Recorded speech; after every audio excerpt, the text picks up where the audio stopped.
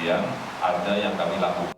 Menurut Kepala Kantor Wilayah DJBC Bali, NTB, dan NTT, R. Fajar Doni Cahyadi, dalam paparannya menyatakan pada periode tahun 2025 menunjukkan peningkatan penindakan atas narkotika, psikotropika, dan prekursor NPP sebanyak 187 penindakan. Hal itu meningkat dari 172 penindakan pada tahun 2024. Total barang bukti seberat 67,671 kg dengan perkiraan jiwa yang diselamatkan dari pengaruh buruk NPP kurang lebih 244.000 jiwa dan potensi penghematan akibat biaya rehabilitasi kurang lebih sebesar 217 miliar rupiah.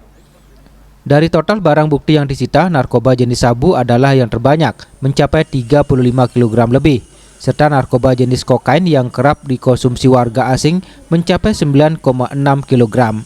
Memang kecenderungannya banyak pemasukan yang kami lakukan penindakan, antara masalah juga kokain, ya, kokain sebesar 9.000 gram lebih. Kemudian juga ada beberapa narkotika jenis baru. Ini yang terus juga menjadi perhatian kami.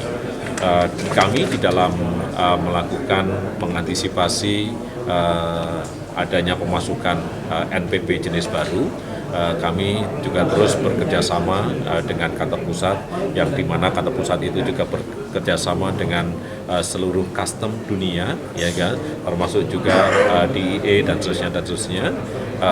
Di situ juga kita bisa mengetahui terkait dengan modus operandi, terkait dengan bagaimana trayek yang sebelumnya dipakai oleh para penyelundup narkotika, dan kemudian juga informasi-informasi lain yang kita bisa terus melakukan penguatan di dalam kegiatan analisa intelijen.